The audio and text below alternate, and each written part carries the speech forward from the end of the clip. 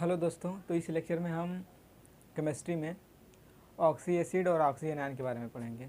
Oxy acid और oxy anion, ठीक है।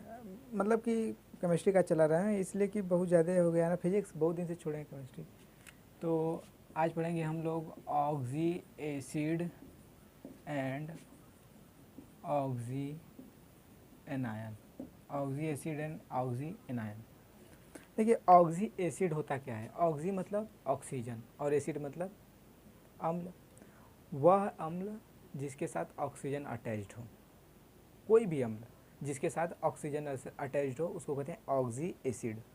और उसमें से हाइड्रोजन निकाल कर जो एनायन बनता है उसको कहते हैं ऑक्सी एनायन। समझ में आ रहा है। जैसे कि मान लीजिए बच्चे वाले लोग H2SO4, देखिए ऑक्सीजन है ना, एसिड है, तो इसको ये होता है ऑक्सी एसिड, है ना। जैसे कि मान लीजिए इसमें से H2 हट गया, सल्फेट बना, ये होता है ऑक्सी एनायन, है ना।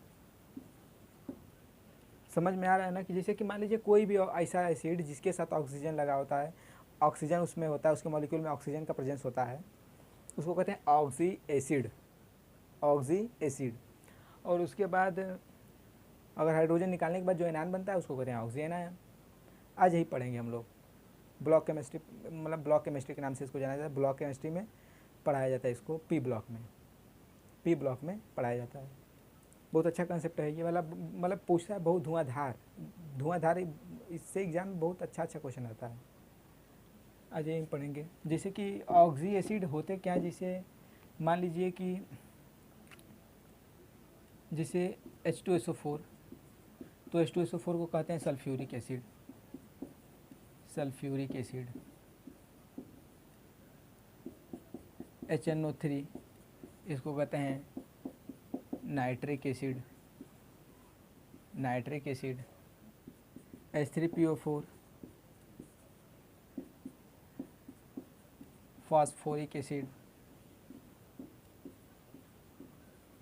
And H3BO3 boric acid. या फिर HClO3 क्लोरिक एसिड। मिला जुला का मतलब इसको ऐसे कहते हैं, जैसे HXO3 होता है ना इस टाइप को, तो इसको कहते हैं हम हैलिक एसिड। हैलिक एसिड। ये सब होते हैं।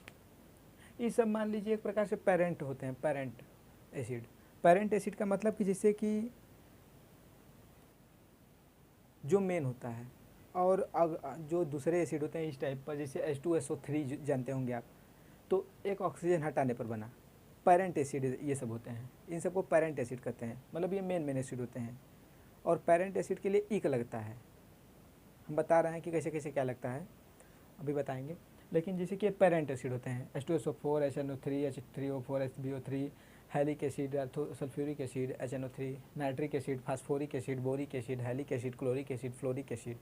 This is the types of oxy acid. Well, ठीक है। तो इसको लिख लीजिए, वीडियो रोक कर नोट कर लीजिए इसको। फिर हम बता रहे हैं कि आप लोग कई प्रकार के एसिड सुनते हैं कि नहीं। जैसे कि sulphurous acid, persulphuric acid, Caro's acid, Marshall's acid, thionic acid, कई प्रकार के एसिड सुनते हैं। और कुछ होता नहीं है, सब इसी पैरेंट चेन, इसी एसिड से, इन्हीं सब एसिड से एक ऑक्सीजन जोड़कर या घटाकर वाटर मॉलिक्यूल निकाल कर, वाटर मॉलिक्यूल जाकर सल्फर ट्राइऑक्साइड देकर ओली, मतलब ऐसे ही प्राप्त किया जाता है। ठीक है, इसी पैरेंट एसिड से। मतलब सभी प्रकार के जो इससे रिलेटेड होते हैं एसिड इसी मेन एसिड से प्राप्त किए जाते हैं, इसीलिए इस एसिड को कहते हैं पैरेंट एसिड। ठीक है, तो वीडियो रोक कर नोट कर लीजिए। हम बताएंगे अभी ना, तो मज़ा आएगा आपको, मज़ा खूब आएगा, मज़ा आएगा। पहले वीडियो रोक कर नोट कर लीजिए इसको नोट कर लीजिए। चल रहा है कि नहीं, पहले वीडियो देख लें भाई। ठीक है, चल रहा है, नोट कर लीजिए इसको। मिटा रहे हैं तब इसको, मिटा रहे हैं इसको, मिटा रहे हैं इसको हम जी।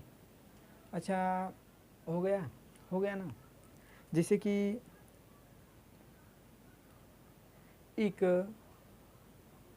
एसिड दो प्रकार के होते हैं। जैसे कि आप सुने होंगे कभी कभी कि इक भी लगता है, सल्फ्यूरिक एसिड, कभी कभी आप सुनते हैं कि sulphurous acid, nitric acid, nitrous acid, सुनते हैं ना। तो जैसे मान लीजिए कि कोई भी इक एसिड हो, ठीक है, कोई भी इक एसिड, ऐसा एसिड जिसके अंदर आगे लगा रहे हैं आप, जैसे सल्फ्यूरिक एसिड, ठीक है, अगर उसमें से आप एक ऑक्सीजन निकाल देंगे ना, एक ऑक्सीजन निकाल देंगे तो जो बनेगा अस एसिड। यानी कि ऐसा कोई भी एसिड जो इक एसिड हो, जैसे सल्फ्यूरिक एसिड H2SO4, उसमें से एक ऑक्सीजन निकाल दिए H2SO3, उसको कहेंगे सल्फ्यूरस एसिड, और उसके बाद दो ऑक्सीजन निकाल दिए। लेकिन अगर इसी में से एक ऑक्सीजन और निकाल दिए तो ये क्या बनेगा, हाइपोअस एसिड। हाइपोअस एसिड, कौन एसिड, हाइपोअस एसिड। पहला इक एसिड है, एक ऑक्सीजन निकाल दिए अस एसिड, फिर उसमें से एक ऑक्सीजन निकाल दिए हाइपोअस एसिड, या फिर डायरेक्ट इक एसिड वाले में से डायरेक्ट दो ऑक्सीजन निकाल दीजिए, डायरेक्ट दो ऑक्सीजन निकाल दीजिए तो डायरेक्ट मिल जाएगा हाइपोअस एसिड, कोनो दिक्कत होबे नहीं करेगा ना हमारे ना। आप जानते हैं जब इक एसिड में एक ऑक्सीजन हम दे देते हैं ना तो ये बनता है पर इक एसिड, पर इक एसिड, पर सल्फ्यूरिक एसिड, पर सल्फ्यूरिक एसिड। जिसे हम एक एग्जांपल दें तुम लोगों को, आप लोगों भाई, जैसे कि मान लीजिए H2SO4 है, ठीक है, अब हम अगर H2SO4 में से एक ऑक्सीजन निकालें तो इसको कहेंगे हम सल्फ्यूरिक एसिड, सल्फ्यूरिक एसिड क्या कहेंगे। अरे यार सल्फ्यूरिक एसिड का बाहर लिख दिए, सल्फ्यूरिक एसिड। एक ऑक्सीजन निकाले तो बना H2SO3, एक ऑक्सीजन पर निकलने पर क्या बनता है, सल्फ्यूरस एसिड, सल्फ्यूरस एसिड। समझ में आ रहा है ना कि सल्फ्यूरिक एसिड है, पेरेंट चेन है, उसमें से पेरेंट एसिड है, उसमें से एक ऑक्सीजन निकाले। अब एक ऑक्सीजन निकालने से जो एसिड बनेगा उसको कहेंगे अस एसिड, यानी सल्फ्यूरिक एसिड से क्या बना, सल्फ्यूर, एक ऑक्सीजन हटा तो सल्फ्यूरस एसिड। अब उसके बाद एक ऑक्सीजन इसमें से और निकालेंगे तो इसमें से अगर एक ऑक्सीजन निकालेंगे तो बनेगा H2SO2, तो इसको क्या कहेंगे, हाइपोअस acid, hypo sulphurous acid, hyposulphurous acid, ठीक है। अच्छा H2SO4 में हम दे दें H2SO, ऑक्सीजन एक दे दें तो इसको कहेंगे क्या, पर सल्फ्यूरिक एसिड, क्या कहेंगे, पर। यह जानते हैं पर सल्फ्यूरिक एसिड H2SO5 को ही कहते हैं कैरोज एसिड। ये पूछता है कभी कैसे ही नाम से, कैरोज एसिड, ठीक है। समझ में आ रहा है ना। जैसे कि हम कोई इक एसिड है, सिंपली सुनिए भाई, बहुत तेज़ी से नहीं निकल रहा है ना, नहीं निकलेंगे, आराम से समझिए, समझ में आ जाएगा कि कोई इक एसिड है, कोई भी इक एसिड हो, उसमें से एक ऑक्सीजन आप निकालिए तो बनेगा अस एसिड। एक ऑक्सीजन उस अस एसिड में से निकाल दीजिए तो हाइपोअस एसिड, या दो ऑक्सीजन डायरेक्ट निकाल दीजिए तो हाइपोअस एसिड बन जाएगा, और एक ऑक्सीजन उसको दे देंगे तो बन जाएगा वो पर इक एसिड। जैसे कि H2SO4 है, सल्फ्यूरिक एसिड, एक ऑक्सीजन निकाले तो बनेगा सल्फ्यूरस एसिड, या और उसके बाद एक और ऑक्सीजन निकाले तो हाइपोसल्फ्यूरस एसिड, और एक ऑक्सीजन उसमें दे दिए तो पर सल्फ्यूरिक एसिड H2SO5। एक ऑक्सीजन H2SO4 में देने पर H2SO5 बनता है जो ना, उसी को कहते हैं पर सल्फ्यूरिक एसिड, या फिर उसको एक नाम से कैरोज एसिड के नाम से जानते हैं, कैरोज एसिड, उसको एक नाम कैरोज एसिड के नाम से भी जानते हैं। किस नाम से, कैरोज एसिड, कैरोज एसिड, उसको किस नाम से जानते हैं, कैरोज एसिड। पहले ई भले मत लिखिए लेकिन ई लिख लीजिए, ये बहुत इंपॉर्टेंट है, ये भी जरूरी है, दोनों जरूरी है, समझने के लिए एग्जाम्पल आना चाहिए ना भाई। लिख लीजिए, नोट कर लीजिए, पहले वीडियो रोककर।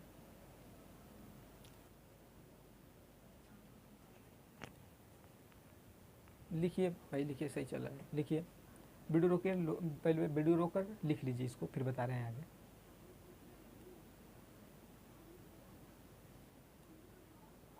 बेटा है,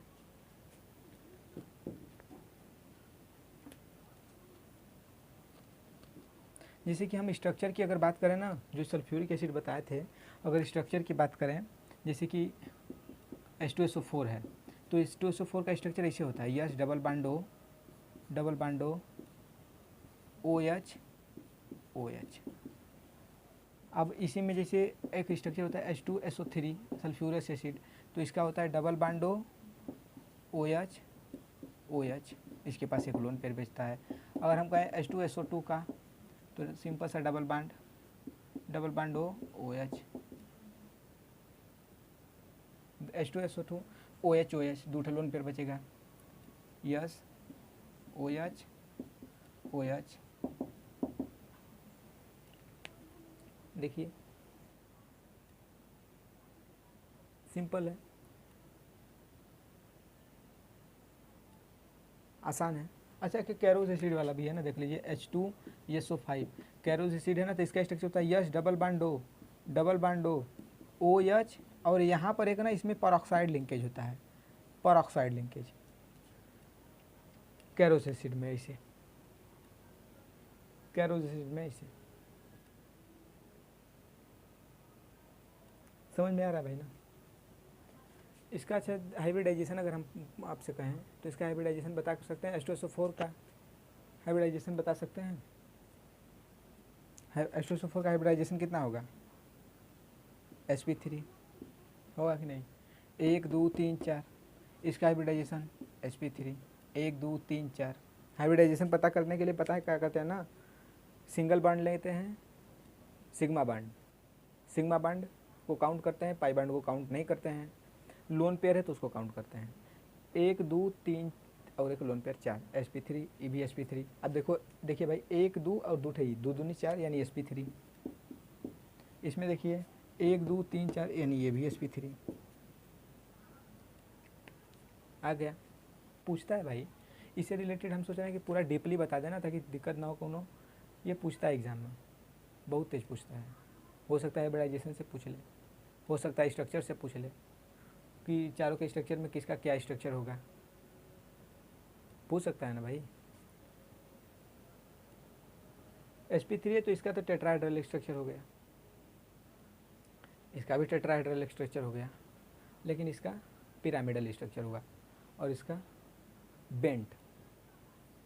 टेट्राहेड्रल स्ट्रक्चर का मतलब टेट्राहेड्रल ज्योमेट्री यार, जैसे कि टेट्राहेड्रल ज्योमेट्री जानते हैं, जैसे कि ऐसे होता है, देखिए टेट्राहेड्रल ज्योमेट्री ऐसे होता है कि जैसे कि ये एक होता है, ये एक होता है, ऐसे पिरामिड टाइप का बना रहता है, ठीक है, ऐसे समझिए यार, नहीं बन रहा है पिरामिड टाइप, ज़्यादा बड़ा पेनवाइक हो गया है चलिए बड़ा छोटा क्या करेगा, ये पिरामिड टाइप का बना होता है, ठीक है।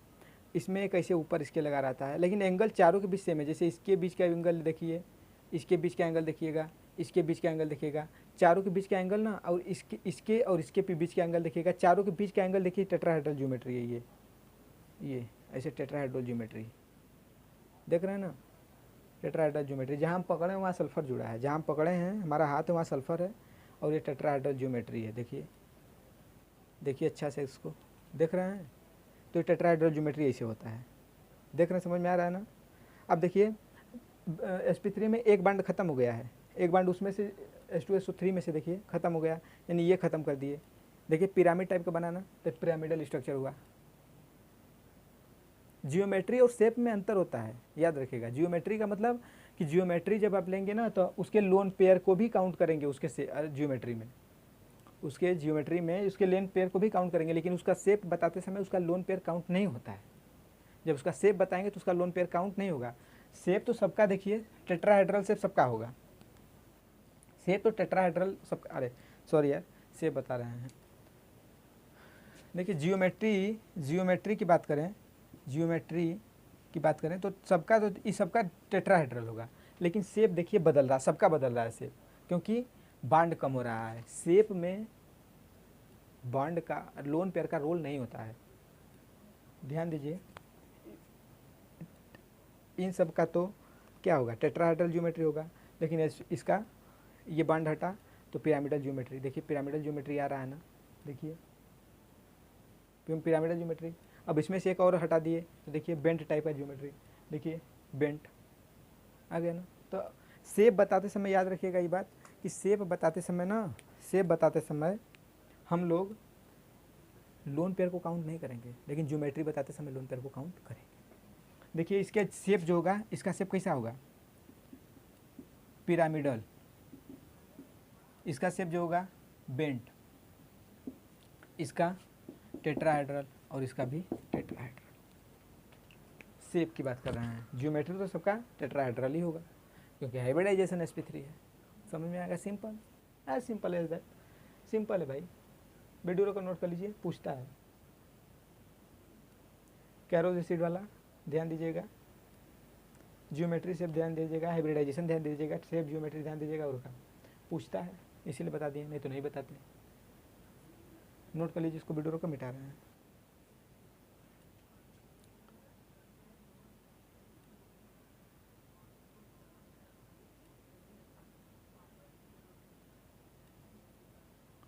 मिटा रहे हैं, मिटा रहे हैं इसको हम, ठीक है।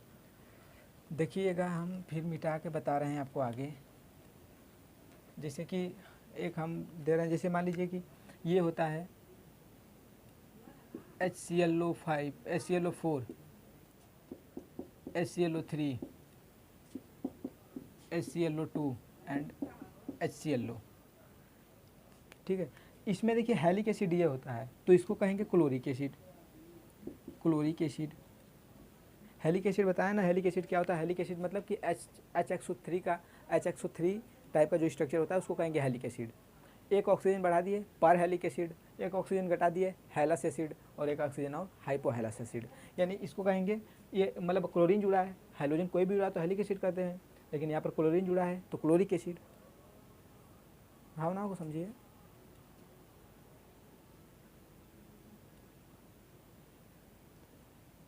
क्लोरिक एसिड ई का होगा क्लोरस एसिड, क्लोरस एसिड। ई का होगा hypochlorous acid, hypo chlorous acid, ठीक है। इसको क्या करेंगे? पर क्लोरिक एसिड, पर क्लोरिक एसिड, पर क्लोरिक एसिड कहेंगे इसको। अगर हम स्ट्रक्चर की बात करें, सिंपल सा देखिए, Cl हो जाएगा triple bond O, Cl triple bond O, double bond O, double bond O, OH, एक लोन पेयर। कोनो दिक्कत नहीं है, आराम से हो जाना चाहिए। 1 2 3 4 5 1 6 1 7, वैकेंट ऑर्बिटल में 7 होगा करता है, उसके ऑर्बिटल में 7 होगा करता है। Cl double bond O, double bond O, double bond O, एक OH।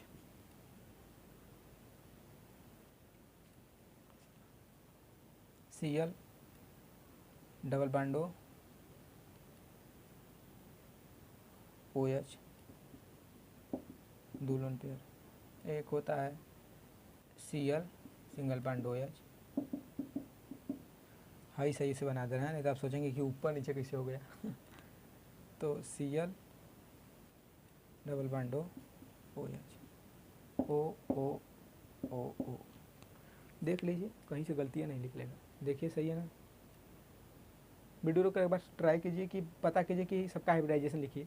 एक वीडियो रोक कर एक बार अपने से सबका हाइब्रिडाइजेशन लिख दीजिए। हैलिक एसिड का, क्लोरिक एसिड का बता रहे हैं, वैसे ही हो जाएगा bromic acid, iodic acid.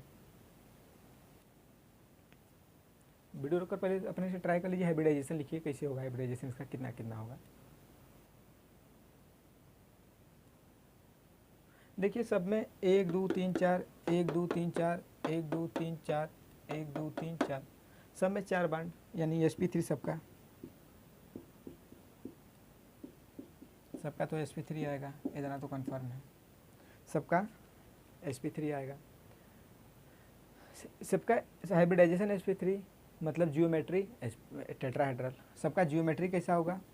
Tetrahedral, क्योंकि बॉन्ड है 4, जियोमेट्री हो जाएगी 4। लेकिन शेप में लोन पेयर का रोल नहीं होगा। लेकिन जब शेप में लोन पेयर का रोल नहीं होगा, जब शेप में लोन पेयर का रोल ही नहीं होगा, तो शेप बताने के लिए हम लोन पेयर काउंट नहीं करेंगे। शेप बताने के लिए लोन पेयर काउंट नहीं करेंगे। तो देखिए इसका शेप तो होगा क्या? टेट्राहेड्रल। सेप की बात करें तो सेप की बात करें तो इसका सेप तो होगा टेट्राहेड्रल, लेकिन इसका पिरामिडल हो जाएगा, इसका क्या हो जाएगा बेंट, और इसका लीनियर हो जाएगा। सीख भावनाओं को समझ रहे ना भाई, एकदम आसान है, एकदम आसान है। चल रहा है कि हम कहीं ऐसे ही आसान आसान कर दें, चल रहा है भाई, 20 मिनट हो गया, एकदम आसान है। वीडियो रोका नोट कर लीजिए, वीडियो रोकिए नोट कर लीजिए, एकदम आसान है। भावनाओं को समझिए, जब शुरू में बता रहे थे ना जो बताए हैं उसको भी देखिए ध्यान से, 2-3 बातें करके जनाएगा कि घरे का है आपका, ठीक है, नोट कर लीजिए इसको।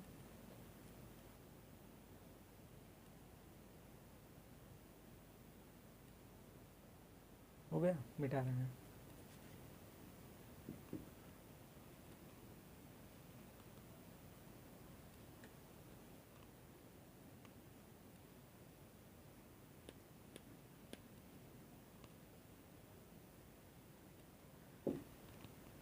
जैसे कि मान लीजिए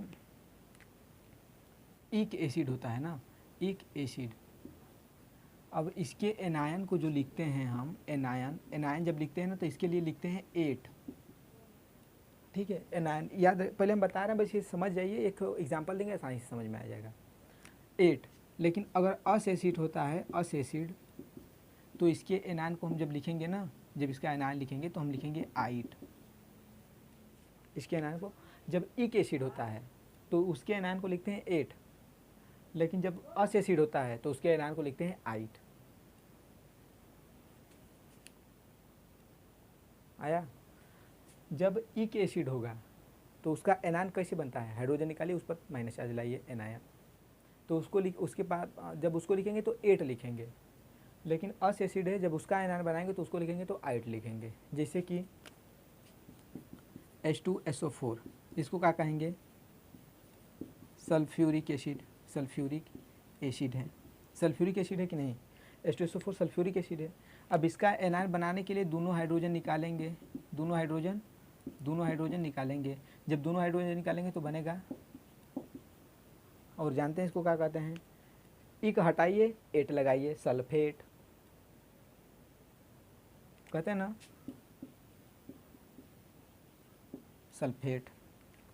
यानी कि जब इक एसिड होता है तो हाइड्रोजन निकालने के बाद जो आयनांस बनता है तो उसको उसके आगे 8 लगाते हैं। जैसे कि सल्फ्यूरिक है तो हाइड्रोजन हटाएंगे, बनाएंगे तो क्या बनेगा, सल्फेट, सल्फ तो रबा करेगा, सल्फ रबा करेगा, इक हटाइए 8 लगाइए, सल्फेट, ऐसे होगा। लेकिन यहीं पर H2SO3 है, अब यहाँ पर हाइड्रोजन दोनों हटाए तो बनेगा SO3 पर -2, इसको कहेंगे सल्फ, सुनते हैं ही है सल्फाइड, सुनते हैं कि नहीं सल्फाइड, सुनते हैं कि नहीं सल्फाइड, सुनने में आता होगा, सुनने में आया है, पहले टिकट कटा रहा हूँ। तो ये होता है सल्फेट, ये होता है सल्फाइड। इक में से इक का एनायन सल्फेट लिखते हैं और अस के एनायन को सल्फाइड लिखते हैं।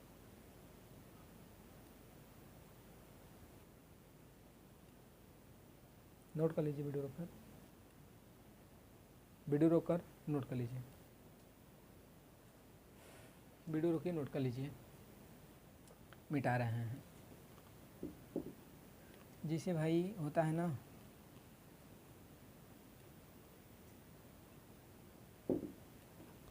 जैसे देखिए कभी कभी होता है कि जैसे मान लीजिए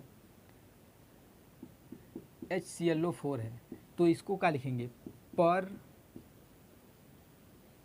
क्लोरिक एसिड, पर क्लोरिक एसिड,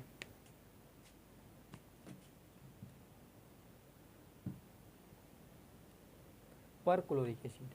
अब इसका जब एनायन बनाएंगे कैसे, हाइड्रोजन निकालेंगे तो बनेगा ClO4 माइनस। तो जानते हैं इसको क्या कहते हैं, पर क्लोरी, क्लोर है, इक को हटाइए 8 लगाइए, पर क्लोरेट का पर क्लोरेट, ये होगा पर परक्लोरेट। ये क्या होगा, क्लोरिक एसिड, हाइड्रोजन हटाइए, एनायंस लगाइए, 8 लगाइए, परक्लोरेट। जैसे कि HClO3, इसको कहेंगे क्लोरिक एसिड, इसमें से हाइड्रोजन हटाइए, 8 लगाइए। इस क्लोरिक ई के है, देखिए ई का है तो ClO3, तो इसको कहेंगे क्लोरेट, क्लोरेट। लेकिन हाँ यहीं पर आ गया HClO2, तो इसको कहेंगे क्लोरस एसिड। अगर इसमें से हटाएंगे H तो ClO2 पर माइनस जो बनेगा उसको कहेंगे क्लोराइड। क्या कहेंगे, क्लोराइड। समझ में आ रहा है, सिंपल है भाई, एकदम सिंपल है, आसान है, मजाक मजाक वाला चीज़ है, मना नहीं करा है बताने का, एकदम आसान है। नोट कर लीजिए, वीडियो रोक कर, चल रहा है कि नहीं, ठीक है। वीडियो रोकिए, नोट कर लीजिए, वीडियो रोक कर नोट कर लीजिए, मिटा रहे हैं।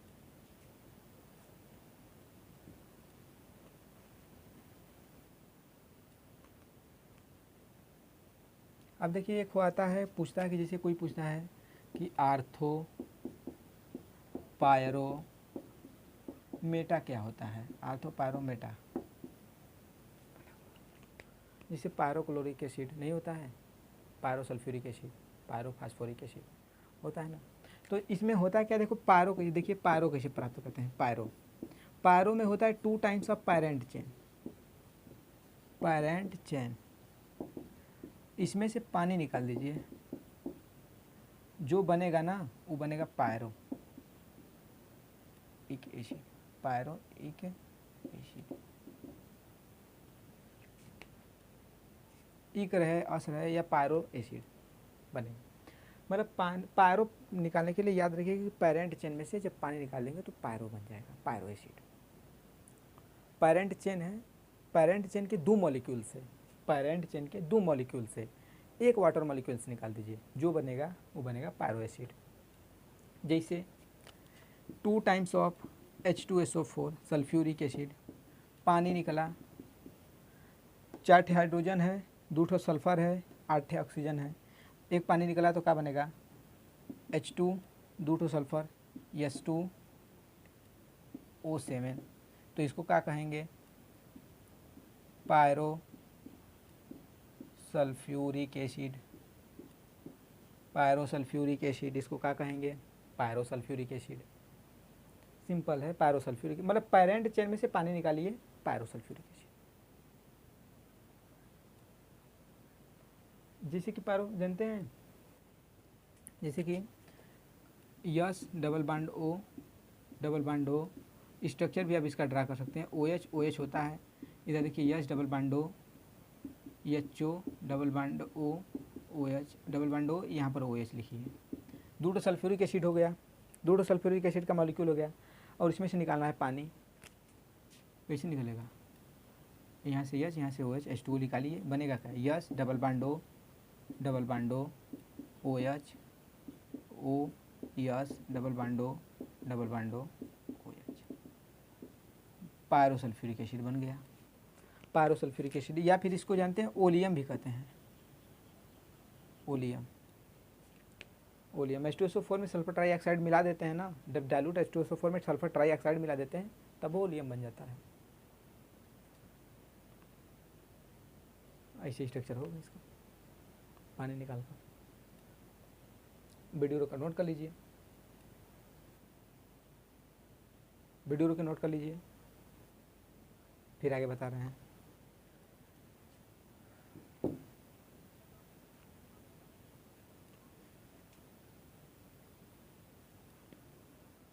जैसे कि मेटा क्या होता है, देखिए मेटा, मेटा क्या होता है, मेटा का मतलब कि अगर 2 मॉलिक्यूल ना हो, एक ही पेरेंट चेन में से, एक ही पेरेंट चेन में से, पेरेंट चेन या लिख दे रहे हैं हम, सॉरी, अगर उसमें हम पेरेंट चेन लिखेंगे ना, अगर पिछले वाले में अगर पेरेंट चेन लिखे होंगे तो उसको लिख लीजिएगा पेरेंट मॉलिक्यूल, वो चेन याद आ जा रहा है, पेरेंट मॉलिक्यूल, ठीक है, मॉलिक्यूल, पेरेंट मॉलिक्यूल में से जब वाटर निकालते हैं तो जो बनता है उसको कहते हैं मेटा। यानी कि पेरेंट चेन का एक ही मॉलिक्यूल, उसमें से पानी निकालिए जो बनेगा मेटा, जो बनेगा मेटा। जैसे कि H2SO4 है, पानी निकालिए तो क्या बना, SO3। HClO3 है, या फिर H3PO4 है, पानी निकालिए तो क्या बना, HPO3, मेटा। मेटा ये क्या है, फास्फोरिक एसिड, ये देखिए फास्फोरिक एसिड है, ये तो क्या हो जाएगा, मेटा फास्फोरिक एसिड।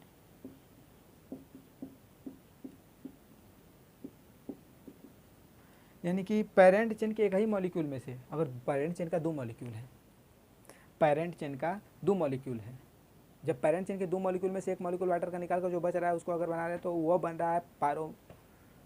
लेकिन पेरेंट चेन के एक मॉलिक्यूल में से वाटर मॉलिक्यूल निकाल दे रहे हैं तो बन रहा है जो मेटा। और आर्थो क्या है, आर्थो मतलब वही आर्थो, देखिए आर्थो फास्फोरिक एसिड इसको कहते हैं। आर्थो फास्फोरिक एसिड क्यों कहते हैं, वह एसिड जिसका मेटा बन सके, वह एसिड जिसका मेटा बन सके उसको कहेंगे आर्थोफास्फोरिक एसिड।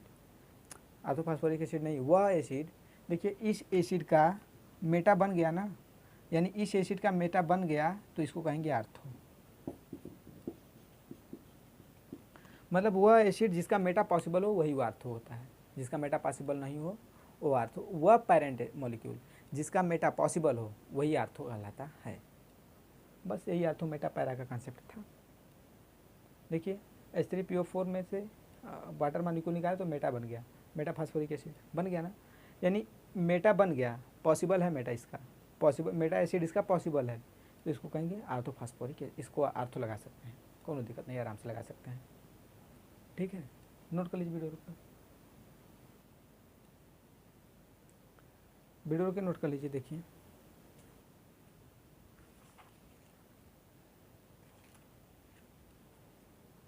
हो गया।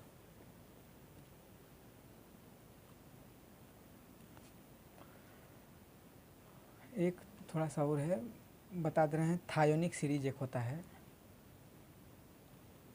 अच्छा, एक वो कैरोस एसिड बता दी ना, एक वो होता है जैसे कि H2S2O6, इस प्रकार का। जब इस प्रकार का मॉलिक्यूल होता है ना तो इसके लिए फार्मूला डायरेक्ट लिखते हैं, यस डबल बांडो OH। ठीक है, यस डबल बांडो OH है ना। देखिए 6 H2, इसको हम कहते हैं थायोनिक एसिड, थायोनिक सीरीज। कौन सी,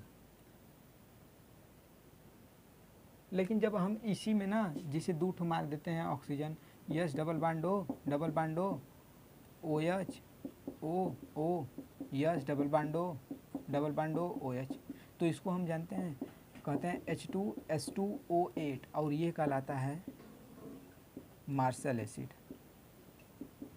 मार्शल्स एसिड, ये एसिड बहुत मतलब मेन है। कभी कभी मार्शल्स एसिड डायरेक्ट पूछ देता है कि what is the molecular weight of marshals acid, ये पूछ सकता है। अब मार्शल एसिड का पता ना मॉलिक्यूलर फार्मूला, तो मॉलिक्यूलर वेट कहाँ से निकालेंगे। तो मार्शल एसिड पता होना चाहिए कि मार्शल एसिड है क्या, तो मार्शल एसिड यही होता है H2S2O8। इस प्रकार के सीरीज को जैसे मान लीजिए कि ये डायरेक्ट हम नहीं लिखे हैं ना, कि जैसे कि H2S2SnO6, इस प्रकार के सीरीज को कहते हैं थायोनिक सीरीज। थायोनिक सीरीज, इस प्रकार का जो सीरीज होता है H2S2, और ये जानते हैं ये यही होता है, बस इसको हम आगे बढ़ा के बता रहे हैं आप लोगों को कि S double bond O OH, और यहाँ जो यस होता है N-2 होता है, यानी कि दो ठो तो यहाँ पर आ ही गया, यस N टाइम्स था, दो ठो तो यस, एक यस यहाँ पर आ गया, मतलब 12 यहाँ पर है, तो एक यहाँ पर आ गया, एक यहाँ पर, तो 10 ना बचा तो 10 यहाँ पर रहेगा, यानी कि यहाँ पर दो कम। इसको कहते हैं थायोनिक सीरीज, इसको कहते हैं थायोनिक सीरीज। वीडियो रोकर नोट कर लीजिए। तो ये बस एक टॉपिक था छोटा सा कि एसिड क्या होता है, ऑक्सी एसिड, ऑक्सी एनायन होता क्या है, स्ट्रक्चर कैसे होता है, किससे क्या बनता है, एड किससे बनता है, आइड किससे बनता है, फास्फेट किससे बनता है, सल्फेट किससे बनता है। जैसे कि यहाँ पर हम बताए थे आप लोगों को कि H2P2O4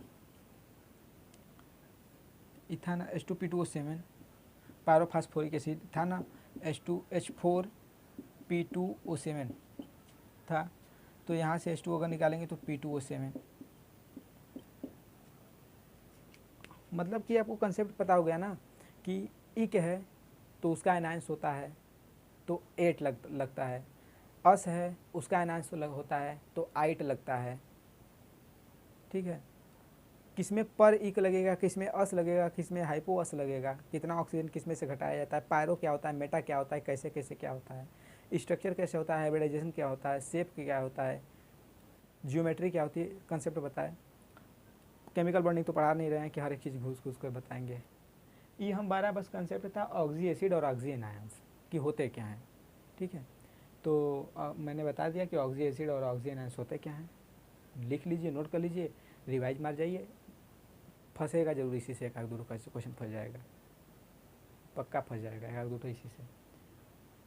ठीक है, बस इतना बताना था, यही एक टॉपिक था, यही बताना था बस। ठीक है, अगले लेक्चर में मिलेंगे तो देखेंगे क्या बताना है और पढ़ेंगे, जो समझ में आएगा बताएंगे।